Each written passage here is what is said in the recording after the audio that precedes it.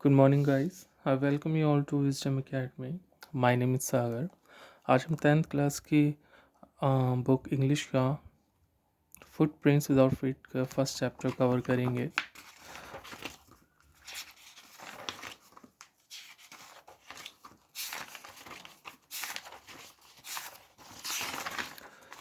हम देखते हैं कंटेंट्स में यहाँ 9 चैप्टर्स इसके हैं और वन बाय वन हम हर एक चैप्टर यहाँ कंप्लीट करते हुए चलेंगे.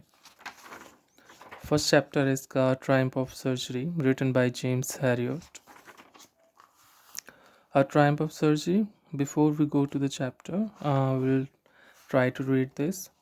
Tricky, a small dog, is pampered and overfed by his rich mistress. He falls seriously ill, and his mistress consults a veterinary surgeon. Does he perform an operation? Does the dog recover? यहाँ हम देखते हैं कि ये chapter जो है ये एक छोटे डॉग के बारे में है जिसका नाम है ट्रिकी. जो काफ़ी पैम्पर्ड एंड ओवरफेड है बाय हिज रिच मिस्ट्रेस. की जो मालकिन है वो काफ़ी अमीर है और वो उससे अपने डॉग से काफ़ी प्यार करती है. और उसी इस प्यार की वजह से वो उसको काफ़ी कुछ एक्स्ट्रा ओवर फीडिंग उसे करा देती है जिसकी वजह से वो बीमार पड़ जाता है. बट यहाँ प्रॉब्लम जो है वो मिस्ट्रेस के साथ है कि वो इस बात पे ध्यान नहीं देती कि हमें उस डॉग को इतना ओवर फीडिंग उसे नहीं करानी चाहिए क्योंकि वो उससे बीमार पड़ जाएगा.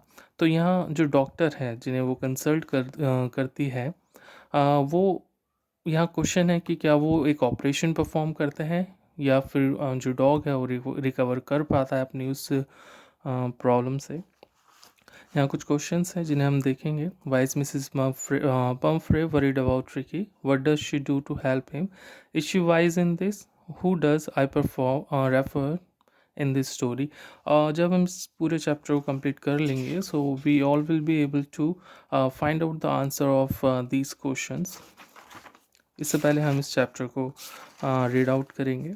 हम यहाँ देखेंगे बहुत सारे जो डिफरेंट न्यू वर्ड्स हैं हम उन पर भी ध्यान देंगे और अगर आप चाहे तो उन्हें नोट डाउन कर सकते हैं. Otherwise I will share all the important glossary on Telegram. You can join me over there.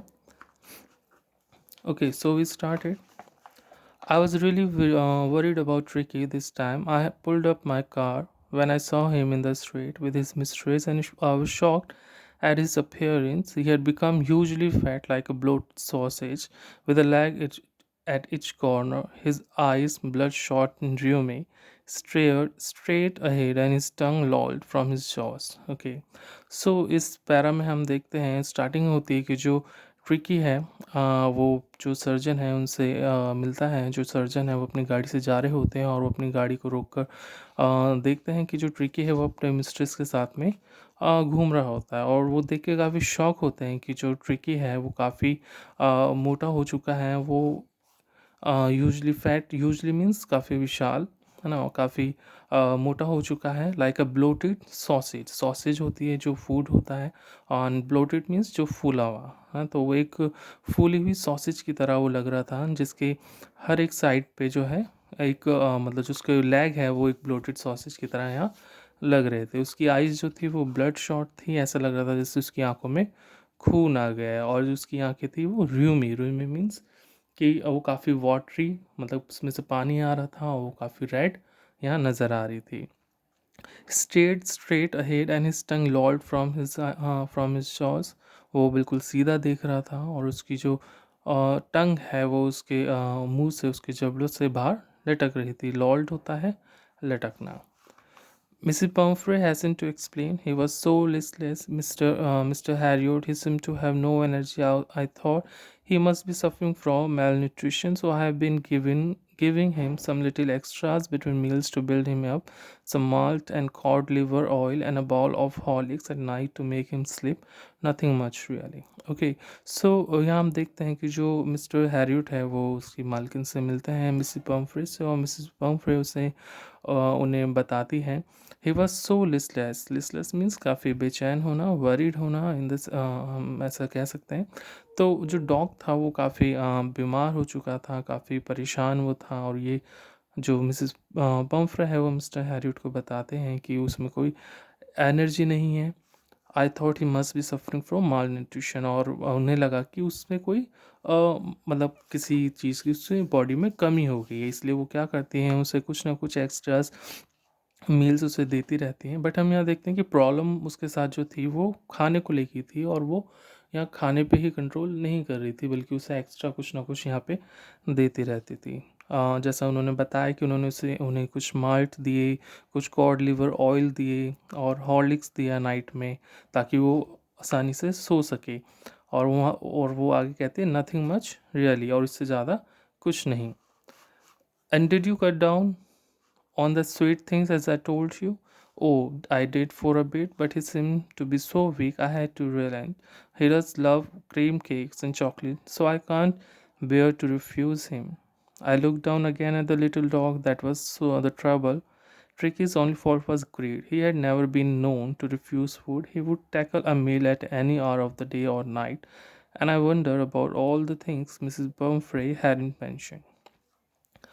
हम आगे देखते हैं कि जो मिस्टर हैरियट है वो उन्हें कहते हैं कि आपने इसकी जो स्वीट की जो आदत है उसे कम किया, कि आपने उसे स्वीट देना कम किया।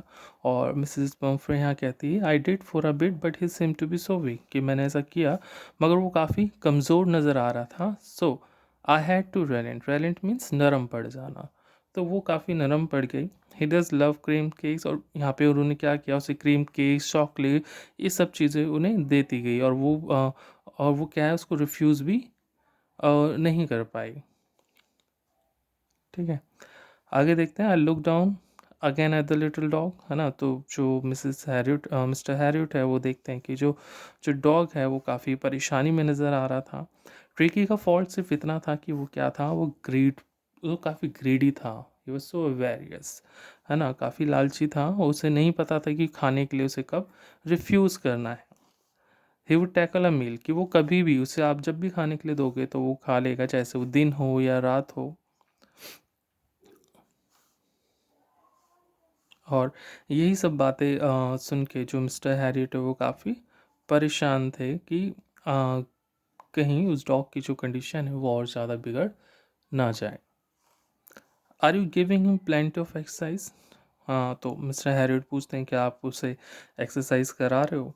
Well, he has little walks with me as you can see, but Hodgkin the gardener has been down with the lumbago, so there has been no ring throwing lately. तो यहाँ बताती हैं कि जो ट्रिकी है वो उनके साथ थोड़ी बहुत वॉक करता है, बट जो उनका जो गार्डनर है हॉजकिन, वो क्या है, अभी बीमार चल रहा है। लिम्बागो क्या है, वो एक इलनेस है जो बढ़ती उम्र के साथ होने लगती है आफ्टर 40, जैसे बैक की हम प्रॉब्लम कहते हैं, बोन्स की आप प्रॉब्लम कह सकते हैं, कि उन्हें थोड़ा पेन रहता है बैक में।